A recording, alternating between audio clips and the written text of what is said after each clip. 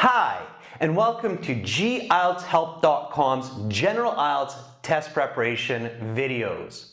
For lots more help with the General IELTS exam, including 6 original practice exams, over 100 hours of video instructions for the listening, reading, writing, and speaking sections, as well as a world-class interactive course that you can use on your phone, tablet, and computer to learn strategies and tips to succeed the next time you sit the IELTS, please visit us at www.IELTShelp.com.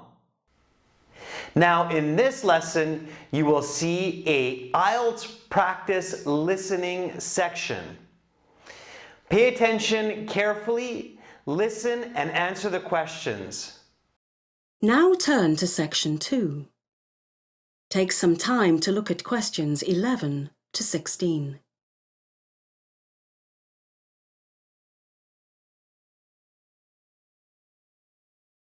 Listening section 2.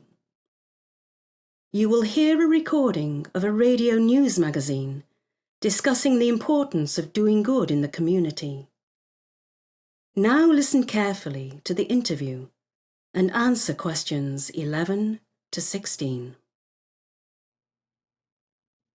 Hello, I'm Emma Robertson, and I'd like to welcome our listeners to Beyond the Lens, the programme that aims to dig deeper on issues in culture and society. Today we have Professor Hudson McMahon from the University of Bristol's Department of Social Policy. Hello, Professor McMahon.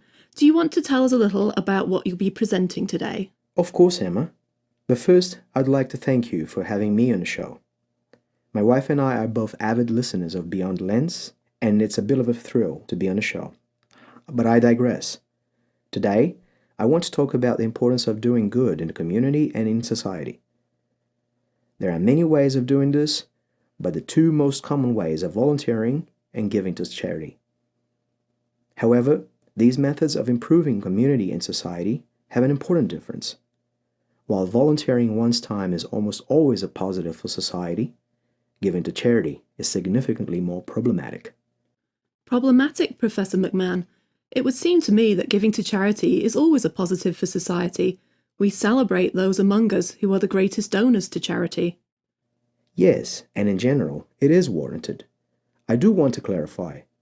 In general, giving to charity is good, but one must be very careful for 2 reasons. First, some charities do not do sufficient amounts of charitable good per pound. And second, some charities receive too much money that could be spent better on other causes. Let me discuss each of these in turn. This seems to me a rather radical thesis. It seems that way, but I hope to convince you otherwise by the end of the program. Now, getting back to charities. Some charities simply do not give a lot of their received monies to the actual performance of good acts.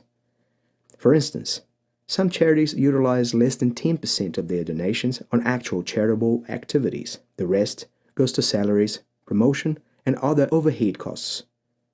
So for a donation of £100, it may be the case that less than £10 actually goes to helping someone. That sounds terrible, but it still helps people, right? Well, yes, but as charitable givers, we should try and reward those charities who do most good with the least amount of money.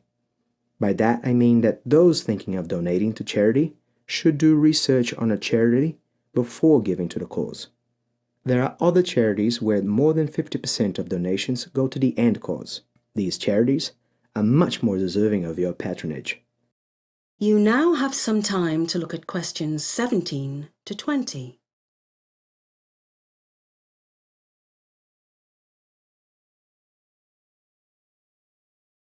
Now listen to the rest of the interview and answer questions 17 to 20. Another reason to be discerning when it comes to your choice of charities is what I call the relative utility of a charitable donation. Let me take a guess here, Professor McMahon. Is the relative utility of a donation how much good it does relative to other donations? That's just about it, Emma. The relative utility of a donation is how much good a donation does per amount spent. For instance, the disease MND, motor neuron disease, was in the news in recent years and M&D charities received a windfall of donations. This sounds all well and good, but there is a problem. Unlike, say, heart disease, M&D does not affect very many people. While it would be wonderful to cure the disease, there are better allocations of our limited charity funds. Wait, so you're saying it was bad for people to give to M&D charities? Not quite, only that it was suboptimal. Because there is limited supply of money given to charity each year, it is important that it is used at least somewhat optimally. And allocating overwhelming amounts of money to a disease that affects very low percentage of people is extremely suboptimal. That's very interesting, Professor McMahon. So how can our listeners try and optimize their charitable gifts? First of all, don't be caught up in viral social media campaigns. Instead, use such moments to remind yourself of the importance of giving to charity in general, and not just to niche causes with good promotion.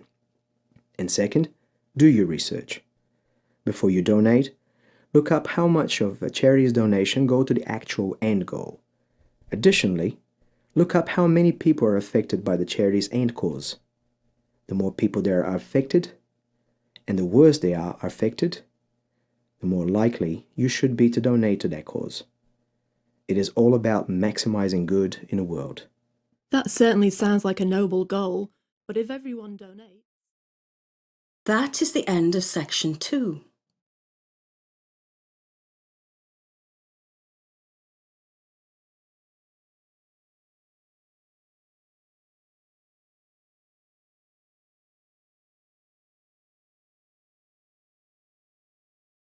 To see and listen to Section 3 and Section 4 of the listening part of this IELTS exam, and for much more help with the General IELTS, including over 100 hours of video instructions for all sections, 6 original practice exams, and a fully interactive world-class online course with skills and strategies to increase your IELTS band scores, please visit us at www.gieltshelp.com and join our full course. Subscribe to our channel, click here. Watch more videos, click over here. Or click our IELTS Hero for 100 hours of complete video lessons, 6 original practice exams, and strategies to pass IELTS.